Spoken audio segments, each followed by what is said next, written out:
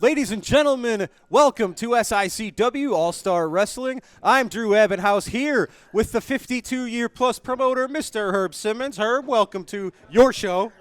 Another great evening of wrestling right here, coming to you into your living room each and every Sunday night. Absolutely right. How about this for a main event? Our main events have been on fire recently. Tonight, we will see Devastation Incorporated's Peyton Ayers take on the Night Train, Gary Jackson. The winner of this contest will get a Central States title shot against James Jeffries right here next week.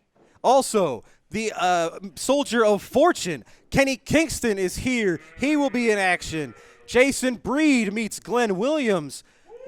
Brent Myers is here. Ballistic Brent Myers will take on Italian Grit Joe Vanetti and more. But, folks, now it's time for some wrestling. Let's head to the ring.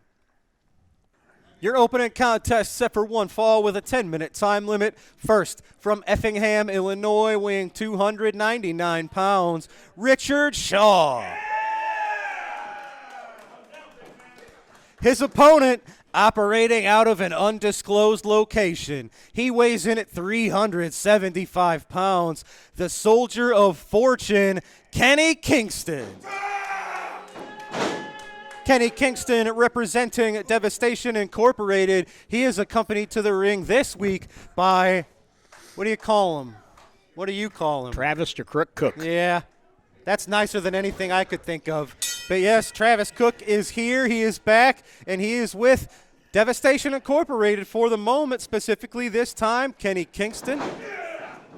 Well, we're still trying to get to the bottom of why Travis Cook has appeared back on the scene here, because Stephen E., we had that long problem with him, and now he's been missing in action for the last several weeks. So, and then he sent it in. This Kenny Kingston now is a member of Devastation Incorporated, but then you add in the equation of Travis Cook. I'm really getting concerned once again. Well, what's interesting here, all of Devastation Incorporated, Attila, Lilith Khan, Peyton Ayers, the Uber Destroyer, now Kenny Kingston, they are evolving rapidly. And Stephen E. has prepared all of his athletes in a way that they haven't been needing his ringside help recently, and that's really scary. And if you add now the wrestling expertise, which he does have, Travis Cook, this is going to be a very dangerous group. And the addition of Kenny Kingston, we saw him come out and attack Bobby D recently in Collinsville, Illinois. He's shooting his shot straight at the top of the mountain here. Oh, man. And look at this. He is a strong son of a gun, as we just saw there. Well, once again, we've mentioned this many times in the past. The big boys come here to SICW, and here's two of the biggest ones, Richard Shaw and now Kenny Kingston. Ooh, just comes down with that double clod to the chest. This is a really different Kenny Kingston. We didn't know this much about him when he was here the first time. Huge splash onto Shaw. Oh, I thought that might have wrapped this one up quickly. But Kenny Kingston, apparently, he's been a mercenary for hire all around the world. He's been in a number of military conflicts, all for the highest bidder, and now his services have been retained by Devastation Incorporated. I don't know who reached out to Kenny, if this is a Travis Cook thing, if this is a Stephen E. thing. If that's what Stephen E.'s up to while he's away from us, maybe he's out there scouting the world, recruiting these monsters.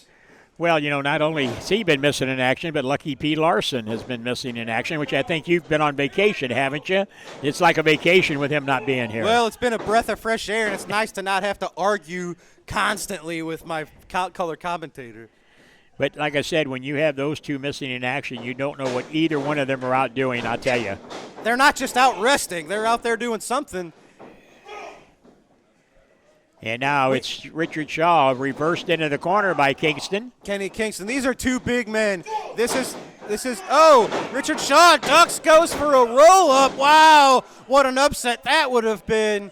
Now, this isn't going to be Dory Funk Jr. versus Jack Briscoe. These two men, it's a demolition derby. It's a battle of attrition. Oh. Well, Richard Shaw came off the top, but Kenny had that scouted out. He stopped Richard Shaw's momentum right in its tracks. Oh, no. Oh, man. Just what brutal is this? chops. Oh, what's he got in mind here? What are we doing here? I'm not sure. Huge power slam onto Richard Shaw. gets the win for the Soldier of Fortune.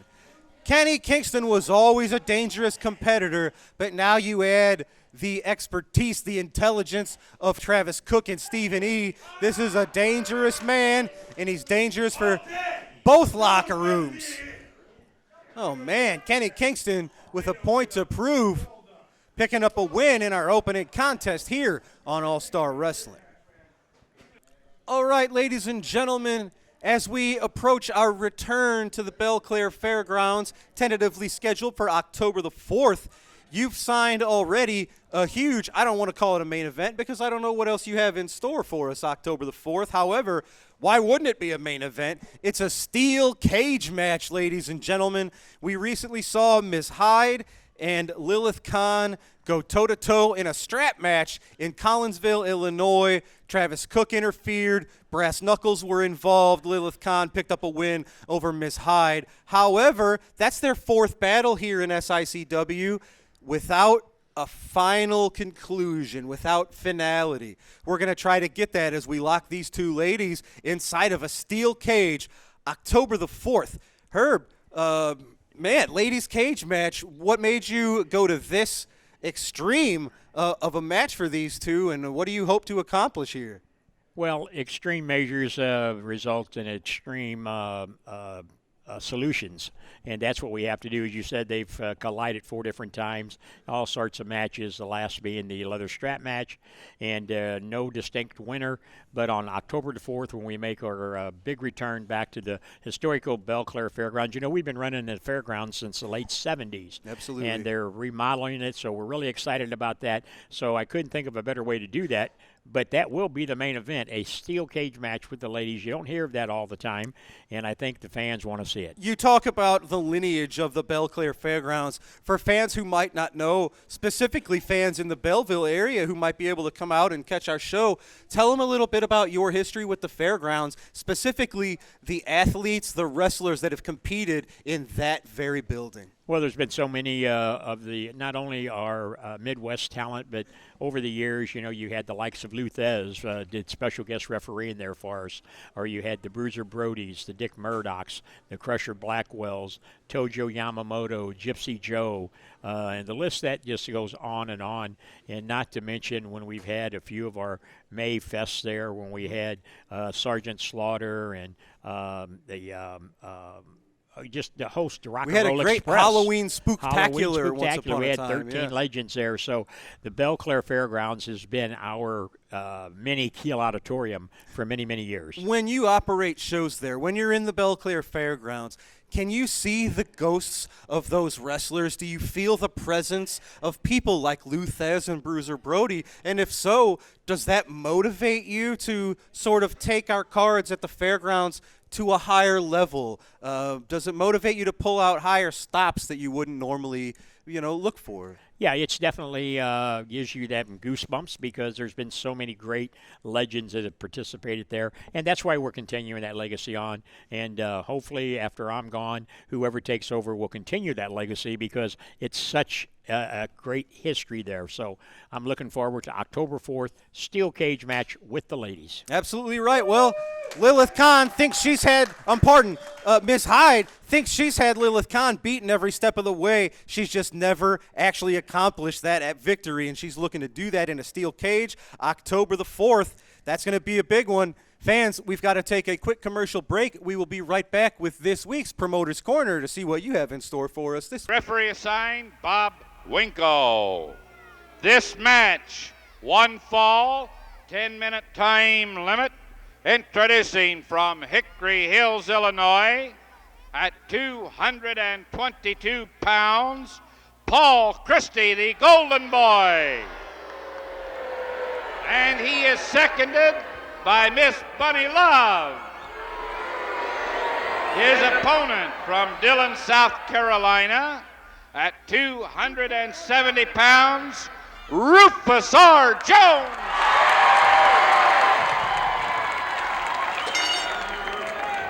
Well, there's the bell, and we're underway. And I'm very happy to tell all you fans that seated with me, sitting right alongside of me, is the very popular Steve Regal, a great gentleman, a great wrestler, and a great student of wrestling. And we're going to ask Steve to make a few comments. Right now, right at the very outset of this match, Rufus Jones went to town on Christie. Well, you know something, Sam, he's got that lady manager. I don't know why, but every time he seems to get in a little bit of trouble, he's got to jump out of the ring, and I don't know why the guy does that, because actually he's not too bad a basic wrestler. I don't know what his problem is. Well, Steve, as you've pointed out a number of times, and many of the wrestlers talk about, sometimes when a man backs away, it's not fear, it's just a form of defensive strategy. Some fellows back up against the ropes, and maybe someone that doesn't have the ring generalship will run into him and get kicked in the mouth. Well, that's absolutely right, Sam, but I think on this part, Christie is a little bit scared, and I don't blame him, because Rufus R. Jones is nobody to fool around with. He's one of the best. Incidentally, in that previous match, you saw a terrific win by Steve Regal, and that hold is one. We went from a side headlock to a backbreaker. Right, that's called a reverse backbreaker, Sam, and it is very effective and devastating, and if you can get it on somebody, that's usually the end of the match. I've been watching wrestling for a number of years, as young as I am, but that's the first time I've seen that, Steve, and Thank you you very did much. it very well. Thank you. Right now, both men moving around. Rufus has that characteristic move where he shakes his arms. He does a wiggle, and there's Paul Christie. He's backing away, and I believe, Steve, you're right. I think he has a lot of respect, maybe a little bit of fear. I definitely think that is fear, Sam. You know, maybe you can explain this. At one time, Paul Christie was a very clean, scientific wrestler. He was a partner of Spike Huber. He was real good, and then suddenly he just changed. He turned on Spike Huber. Is it a change of personality or what? What do you think? Well, I don't really know, because Christie used to be a friend of mine also, Sam, and why he changed his heart, I don't know. Of course, you know, money does strange things. Maybe he thinks wrestling this way is going to make him some more money. I don't know. I can't analyze him, man, but he's in trouble right now with this Rufus R. Jones, that's for sure. Man, look at this Rufus R. Jones go to town. And Christie went right outside the ring. In a recent match that they had, not only did Christie step out of the ring, he walked right back to the dressing room. Now, at times when he goes out there, Bunny Love hands some object of some kind to Paul Christie. I saw him whispering to Bunny Love, so we'll have to keep our eyes on her also. Right now, it's Rufus R. Jones. He's twisting the fingers and wrists of Paul Christie. But Christie is trying to get up, and I think he may. He's in trouble, there's no doubt about it. Of course, Rufus R. Jones is very popular, as you could tell by the ovation he received when he entered the ring. There's a kick to the midsection by Rufus R. Jones. And Christie backing toward that corner. And there he goes into the corner. That'll be an automatic break. Now we have to watch Bunny on this one. I saw her reaching into her belt or something. Well, I guess that's one advantage of having a manager, Sam. You could get away with things like that, but actually it's uncalled for, and if the referee sees it, of course, he should call it. Christie cannot break this hold as Rufus bends back the fingers and wrists of Paul Christie, and Christie is troubled right now.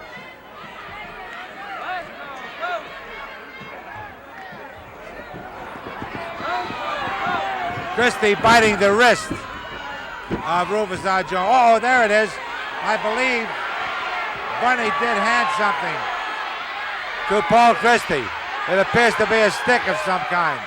The referee is distracted, talking to Bunny Love. I don't believe Rufus is aware of that.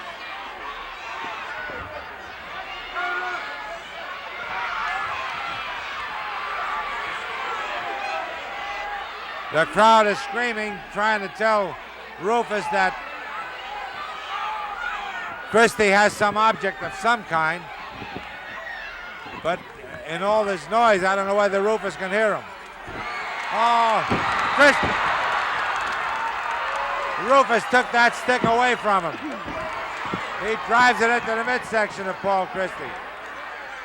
Now he grinds it into the throat of Christie. And we certainly can't blame Rufus. Rufus certainly justified, wouldn't you say so?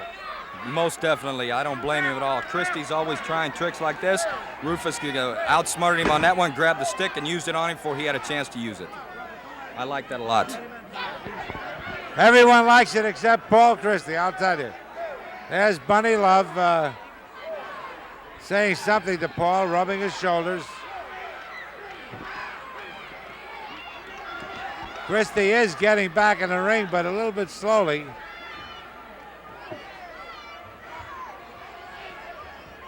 Sam, while we have a little break in action here, there goes Rufus again.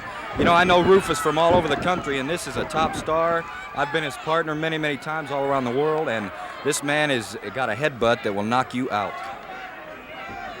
It certainly will. He's a top man. You're right. You know, fans here on All-Star Championship Wrestling, we're very proud of the fact that we have some of the world's greatest wrestlers, including Rufus Jones, Bobo Brazil.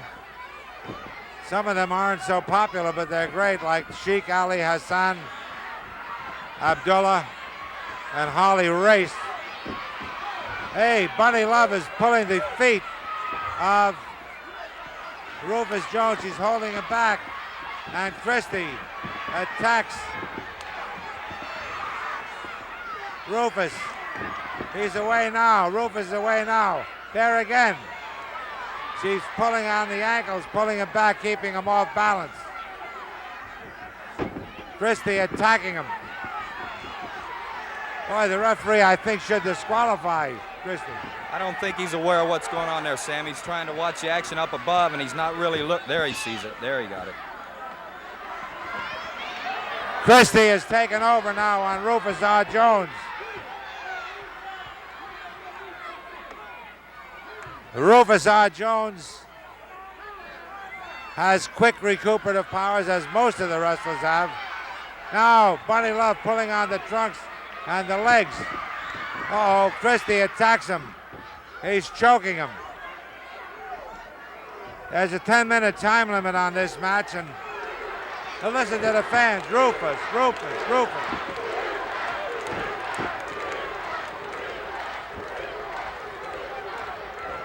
We are running out of time on the match. Rufus Jones, Rufus R. Jones. Whoa, there he goes with a big roundhouse punch. Another smash. He floors Christie.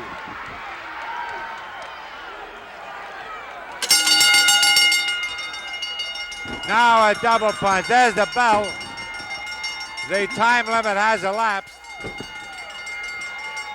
Neither wrestler scored a fall, and the referee will call it a draw. Boy, I sure wish they had about 30 seconds more, Steve. I think if they would have had 30 seconds more, it would have been all over for Mr. Paul Christie. Well, ladies and gentlemen, the match is over. It ends as a draw. We have some messages, some interviews. Then we'll be back with another match, so please stand by. From Kansas City, Missouri, at 275 pounds, the handsome Harley Race. And his opponent from Benton Harbor, Michigan, at 301 pounds, the great Bobo Brazil. Well, ladies and gentlemen, here we go. One fall. Bobo Brazil in there with Holly Race, two top-notch wrestlers. Race tries a body slam. Bobo does it though. He slams Race, who backs away, has a puzzled look on his face. Steve, your assessment, your thoughts on Harley Race. Well, Sam, I know this man from all over the world where I've wrestled, and he has held the NWA World's Championship belt 6 times previously. He does not have it at this moment, but I'm sure he's on a quest for it. And Bobo Brazil, with his championship belt, is another stepping stone for him, and that's what he's trying to do right here. Right now, Harley Race is thrown into those ropes, and Bobo flips him over the hip.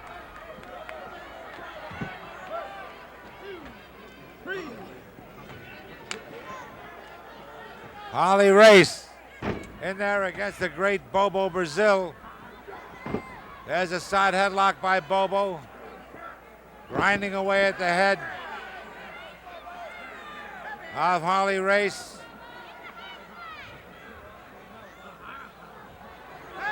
Both these men are exceptionally strong, and both are extremely well conditioned. Harley Race has a great wrestling background along with his rough tactics. He uses holds that not too many wrestlers use, such as the side salto, the vertical suplex. And they are tough holds. Right now he's trying to get out of this headlock. Watch Harley now, he picks him up. Uh-oh, that was, he dropped him, but he attempted an atomic drop, but Bobo quickly reversed it and he used the atomic drop. A punch by Bobo. He throws him into the corner. He struck his shoulder right against that turnbuckle.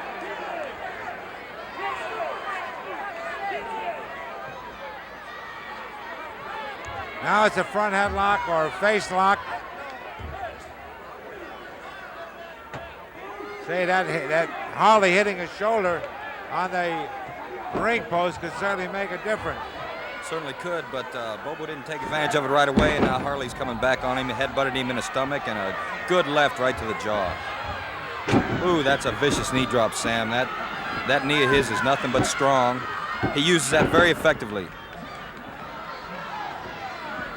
When they wrestled previously, oh, wait a minute. Ooh, he dropped down and hit Bobo in the head with his own head.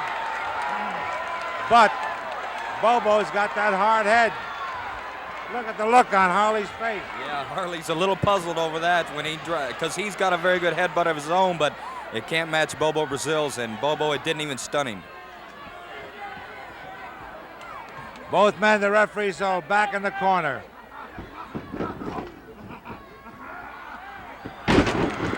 Bobo flips him over, has him covered. 1, 2, and Race getting away. That backdrop broke part of the ring floor there, Sam. I heard something hit the floor. It sure did. Notice the quick recovery of Harley Race. Now he's in there with a reverse chin lock. He's in tremendous condition, and he recovers quickly. He certainly does. Like I say, 6 times former world champion, you've got to be in condition. Bobo's in trouble right now.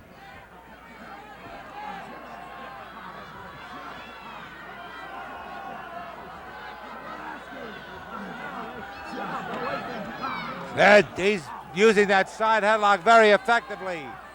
Bobo has him back in the corner. This calls for an automatic break. Oh, a headbutt, and that, of course, backfired on Harley Race.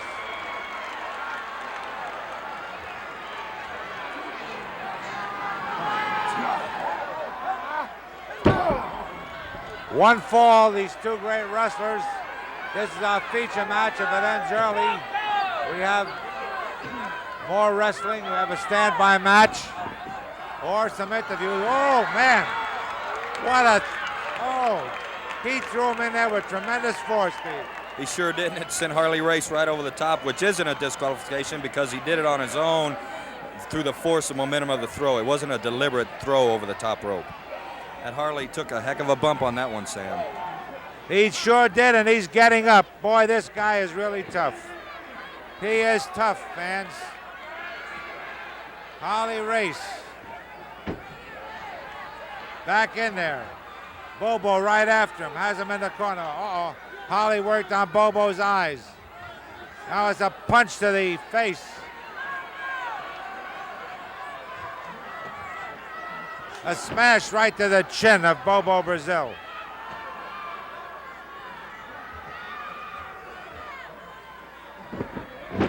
There's a flying mare by Harley Race. Uh-oh, watch this now. A knee drop right across the chest. A 2 count and Bobo getting away. Two great athletes in here, fans. Watch it. Here he goes again. Another knee drop. I think he got him in the throat that time. Yeah, that looked pretty close to the throat to me, Sam. And that, if it did get him in the throat, it sure knocked the wind right out of you.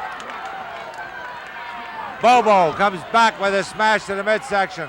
A headbutt sends Harley Race to the mat. Harley is getting up, though. Boy, what terrific strength, what condition of both these wrestlers. Race, watch this one now. Let's see if he can do it. He tries a side salto, but it's reversed. It's reversed by Bobo Brazil. He's got him covered, but they're in the ropes.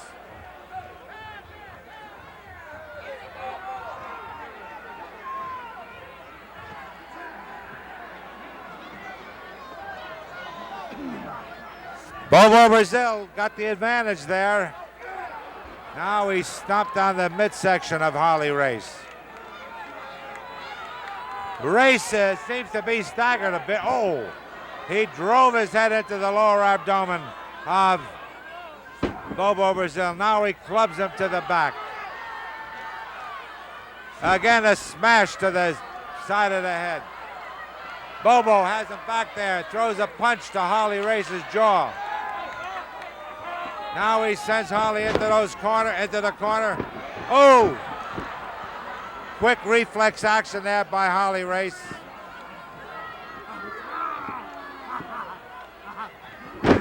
Oh, that was a power slam, a power slam. Watch this one now. He's up on the rope. Oh, he falls across Bobo. Now he's got him covered. And the winner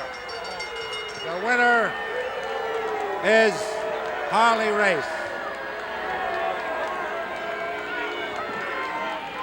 That was, Steve, that was quite a victory because Bobo was just about as tough as Harley, but that moved, and he moved away from that corner. Well, Harley Race has got a vicious headbutt of his own, Sam. And it caught Bobo right in the side of the neck there and knocked him right out. I think he's getting up now. But, I wonder what this handsome Harley Race would do with Dick the Bruiser or somebody of that caliber. You know what I mean? Not degrading Bobo Brazil at all. But I wonder what he would do with somebody like Dick the Bruiser. Tell him how you'd like to have some of that, Regal. Tell him how you'd like to have it. Fans, that's it. We'll be back next week. So long, everyone. All right, ladies and gentlemen, that was this week's Promoter's Corner, and now I am here with Strictly Business Brandon Beretta. Brandon, I have to say, that was a fantastic match between you and our classic champion, Bobby D, last week. We ran out of TV time, but I have to say, it looked like Bobby D had you beat at the end of the match, and then we ran out of time. Hey, Drew, go ahead and watch that back, because clearly you weren't watching it with your eyes open. I kicked out. I had him beat. Clear as day. I had him beat. There's no ifs, ands, or buts about it. If there was, I don't know, let's say 45 more minutes on the clock, if this was in Belleville or Collinsville, now scratch that. If this was in Belleville in front of all of Bobby's little idiot fans, I would have beat him all around Belleville, Illinois, put him in the middle of the ring, and I would have had him beat 1, 2, 3. Read between the lines, right? Oh, you got it. You're smart, huh? You figured it out. Now, That was the highest of highs here in SICW, the classic wrestling champion. You matched him skill for skill. Bobby D is a great amateur wrestler. You amateur wrestled him. He's a great striker. You outstruck him at certain parts of that match. What does that do for your confidence to see what you did to someone? I call Bobby D our Swiss Army knife because he can do so many things. You almost matched him hold for hold, strike for strike. Almost matched him? Drew, you kind of sound surprised that I was able to do that. Are you surprised, Drew? Well, I haven't seen the evolution and all of the hard work you've been doing recently. I didn't know that this was at that level, to be very honest. You haven't seen it, so you haven't been paying attention where Strictly Business goes all across the country. You don't watch the product. You don't pay attention to wrestling. You're telling me you do not watch what I do. I hear things. I can't watch everything. Well, you should start, because if you do, then you will see that wherever I go, no matter who I am against, I am matching them hold for hold. I am beating them hold for hold. If you would have paid attention just, 2 months ago, Drew, I main evented the top territory of the NWA. I challenged Dante Casanova, and I went bell for bell with Dante Casanova. It doesn't matter, Patrick, whether I won or lost, okay? Because what I did is I proved that I'm a top guy of the top territory. And being an SICW, you guys are going to see that I am the top guy of this territory as well. I lost to Joey. Hey, who got gassed out at FanFest? Was it me or Joey? Who actually competed at FanFest? I did. And who beat Jason Breed? I did. Who stood over Bobby D last week? Who stood over Bobby D last week with the title raised? I did. So pay attention to the product, Drew, because I'm telling you now, if you don't, I'll get you in there and teach you a lesson. Strong words from Strictly Business, Brandon Beretta, ladies and gentlemen. Certainly someone to keep an eye on, not just here, but all across the country in the future. Ladies and gentlemen, it's time for our next match. Thank you, Brandon. Let's head to the ring. Ladies and gentlemen, this matchup set for one fall with a 10-minute time limit. First, from Chicago, Illinois, weighing 240 pounds, Ballistic Brent Myers.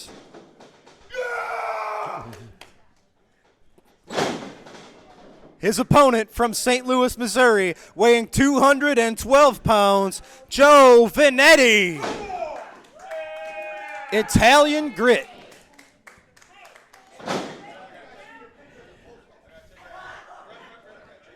Well, the BBM hasn't been here in a while, but I'm curious to see how he's been doing while he's been out touring the countryside. Absolutely right. Brent Myers, he is of Chicago. He was with us here many years ago. Gosh, I was going to say 5 years, but I think it's been a little more than that. And I'll give Brent a lot of credit. He doesn't look like he's aged a day since the last time we saw him. He's in tremendous shape, and we'll see how he squares off here against Italian Grit Joe Vanetti, who's been steadily rising the ranks here for the past 6-7 months.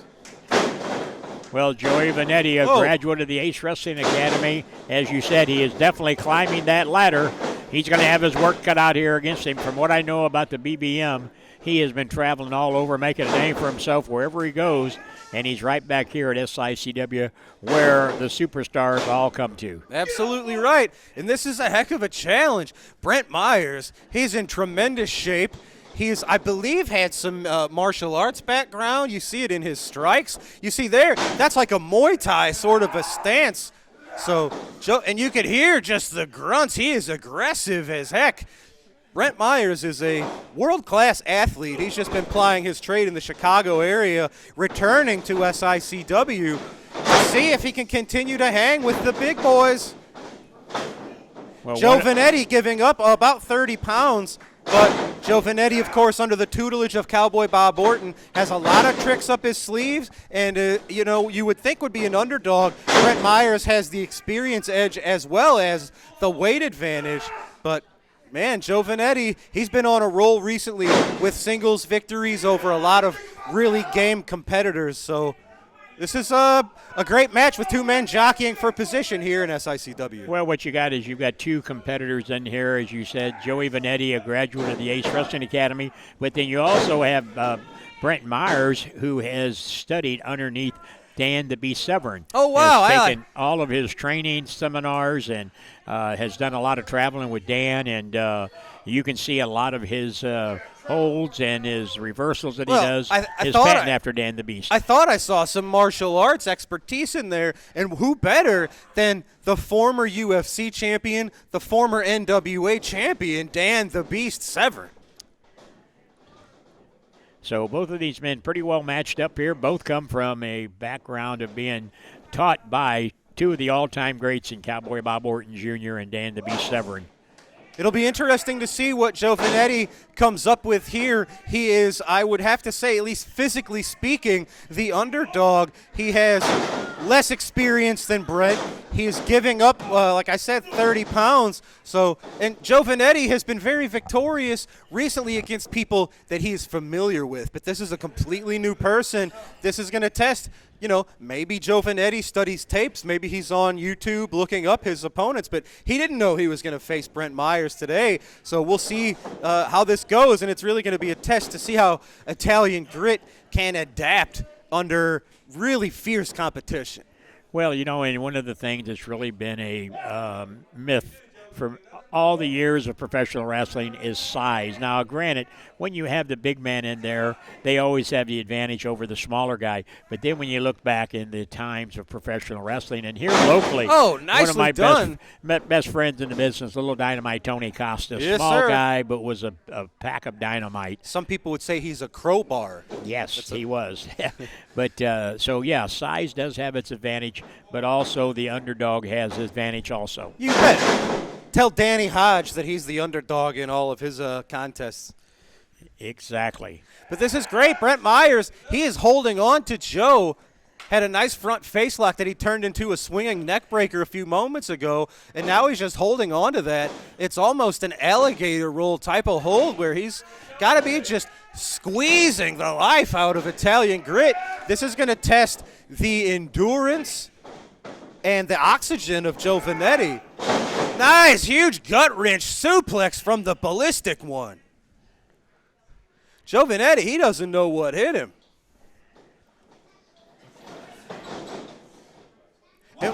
No, a little too close to the ropes there. Joe Vanetti and Brent Myers were both tangled up in that bottom rope. Yeah. Brent went for that cover, and he grabbed the rope himself, which called for the break, and then Joey grabbed it. Now back in the corner. Yeah, how about a punch to the face? And what's interesting is when I'm watching Brent Myers, his offense is not just unpredictable and with no meaning. He's taking his time. He's very methodical with his pace. He's making sure he's not, losing any sort of oxygen. Oh, you can hear that, the thud. Even though it's that upper back area, that will, affect the lungs too. That'll just send the air right out of the Italian Grit, Joe Vanetti. Chop to the chest. Make it two. Brent can't take Joe Vanetti lightly. Those chops almost looked like he was toying with him a little bit. You cannot do that with Joe Vanetti. Now wrapping him up in a sleeper hold, a rear naked choke type maneuver, just looking to suck the oxygen and sap the endurance right out of Joe Vanetti, who's really been struggling to gain any sort of offense against the now he's a newcomer. He broke that one up, though. That may have hurt him also. As you see, Brent roils out of the ring on the other side. The thing about Cowboy Bob, not only is he one of the smoothest, really technical wrestler, he knows all of the holds, but Cowboy Bob knows a lot of tricks too. And Joe Vanetti, he's a good guy. He's not going to go too underhanded. He's not going to cheat. He's not going to go to the throat or the eyes.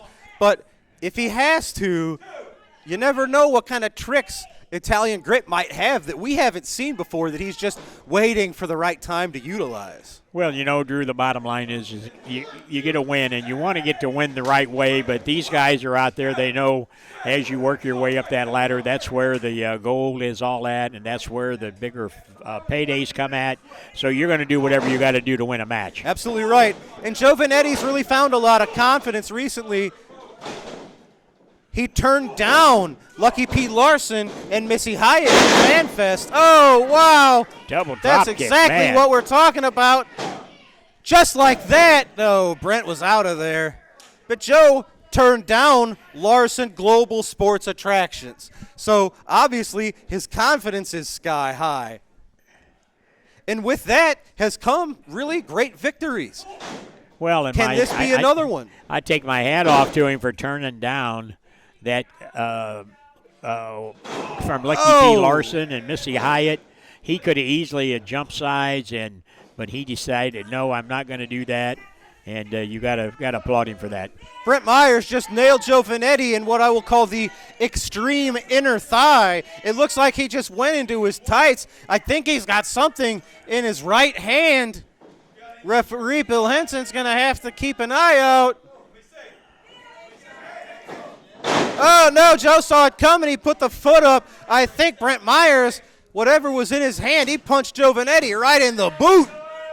Joe trying to get the fans rallied behind him, going up to the top, maybe looking for that double drop kick. Nails it on ballistic Brent Myers. Hooks the far leg, goes for the cover, and he's got it. Wow. That is one of Giovanetti's greatest tests to date. Brent Myers, he was tough. He was aggressive. He was had a heck of a lot of offense there, but at least today, Giovanetti survived the offense, picked up the win, and Giovanetti is your victor today on All-Star Wrestling. Ladies and gentlemen, we've got to take our final commercial break of the day. When we return, it is today's TV main event as the Night Train Gary Jackson takes on Peyton Ayers. The winner will become the #1 contender and challenge for the Central States Championship right here next week. That's right after this, fans. Don't go anywhere. Hey everybody, What Were They Thinking is proud to be a part of the show with Herb Simmons at SICW. Show some enthusiasm, Joe. Put on a damn bow tie. We got Herb Simmons. We got the Kill Arena. We got St. Louis, where Mr. Briscoe is in the Hall of Fame. What Were They Thinking? It's available on Backstage Pass. Sports Kita's our buddies. We talk about the wildest, the craziest, the dumbest, the insane moments in wrestling history that I'm proud to be a part of because, Mr. Briscoe, you're the one that hired me. And I don't know what I was thinking when I did that, John. That's not nice. Not nice at all. We love Herb Simmons. And Herb Simmons, you have been there forever. Mr. Briscoe thinks you might be 1,000. I don't think you're a day over 900. We love St. Louis. What were they thinking, Backstage Pass?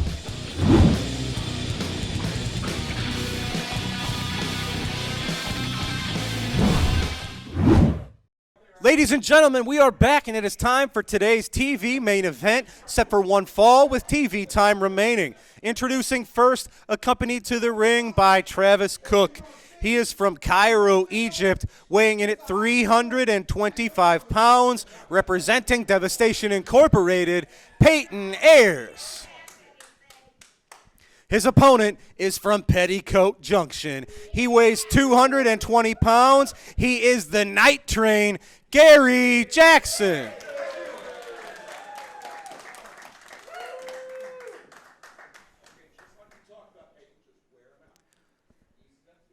Travis Cook giving advice to Peyton Ayers. He's telling him just wear him out. He said that within earshot of the Night Train. I don't know how smart it is letting Gary Jackson hear your strategy, but that remains to be seen.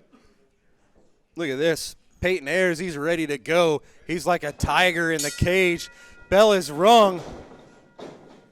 The winner of this contest right here next week will face James Jeffries for the Central States Championship. Gary Jackson, of course, no stranger to that title. He was our very first Central States champion here in SICW. Peyton Ayers still looking for his first gold here in this company. Well, this is going to be a heck of a matchup here. These two are no strangers to one another, but you have Travis Cook at ringside, and so you could tell the Night Train was real cautiously watching him at ringside. And look at Travis. He's keeping a really close eye on this matchup. What a feather in the cap it would be for him if he was able to bring Peyton Ayers to his first gold here in SICW. Gary Jackson giving up 100 or so pounds to Peyton Ayers. Gary Jackson. That ain't stopping him from doing them arm drags on the big man, Absolutely I'll tell you. right, and that's what you got to do. You got to keep Peyton Ayers right on his butt. There is no size advantage when you are laid out on the mat. He's working on that arm. The night Just train. driving the elbow right into the upper bicep and shoulder area of Peyton Ayers. Peyton Ayers, I know we don't have a most improved wrestler award. Arguably, Peyton Ayers would be right in contention for that with a nice side slam onto the night train. Peyton Ayers, oh man, tried to drive an elbow into the heart of Gary Jackson. Gary got out of there, hits him with a nice arm drag, and now neutralizing, trying to calm down the big man. Well, and it's good strategy by the night train, keeping the big man off of his feet. We talked about this a few weeks ago when Peyton Ayers was facing the big Texan. Peyton Ayers, he's just incredibly improved, and in recent matches, Stephen E. didn't even accompany him at ringside. So Peyton Ayers is becoming more confident. He's learning how to not just be angry, he's learning how to channel that anger. Well, and if he ever gets control of that and knows how to use it, he is going to be something, I'll tell you. It's kind of the same path that Kenny Kingston finds himself on now. Once upon a time, both Kenny Kingston and Peyton Ayers were kind of gentle giants, if you would. They were always great competitors, great athletes, but they tried to play by the rules. They tried to be respectful and polite. And people like Stephen E. and Lucky P. Larson and Travis Cook, they're able to pull the worst out of these people. And this Peyton Ayers, he knows he's stronger than Gary. He knows he's bigger than Gary. Well, you know, the other thing I want us to take a moment and talk to with our fans at home is that when you talk about these organizations working together, I just want to recap what we're doing. You know, Miss Hyde, the women's champion of American Championship Wrestling. We have Brandon Beretta that's got his title with the NWA folks that's out there doing it. You know, we're sharing those wealth amongst these territories the way it used to be back in the days that you and I both cherish so much. So like I said, I think it's really great for the talent. It's great for the fans to get to see these other people from these other organizations coming here at SICW. Yes, sir. SICW, oh, Peyton Ayers going for almost had the win there. We're hitting our busy stretch of the year. Do you want to talk at all about the dates we've got coming up later in October and November? Man, I'll tell you what, the road trips are going, you know, as you talked earlier a couple of weeks ago about going to Vegas. You know, we're going to be all over. We're going to Sandoval, Illinois. We're going to Breeze, Illinois. Troy, Illinois. Fairmont City, we're going Illinois, back to. The Missouri Athletic Club. You know, the list goes on and on. Those sites are up on our website, SICW.org. Oh, Gary catches the leg, trips the big man, going for that Las Vegas leg lock of his. Travis, very timely interference. We're used to that with him, isn't it? Oh, boy. Yeah, I was foolish to believe it last time. Oh, from behind, Peyton Ayers. Just clubbing the night train in the upper back, grabs him by the throat, lifts him up, choke slam onto the night train. Travis grabbed the leg. Referee didn't catch it. One of the biggest wins in recent history for Peyton Ayers. Peyton Ayers victorious over Gary Jackson. Ladies and gentlemen, that sets us up for next week. Our main event next week will now see the Central States champion, James Jeffries, defending that title against Peyton Ayers. Travis Cook is very proud of himself. Wow. Well, folks, that's all the time we've got for today. For Travis Cook, for Herb Simmons, I'm Drew Abbenhouse. What an episode, folks. Peyton Ayers standing tall as we get out of here. We'll see you right here next week on SICW All-Star Wrestling fans. Have a good night. We'll see you next time.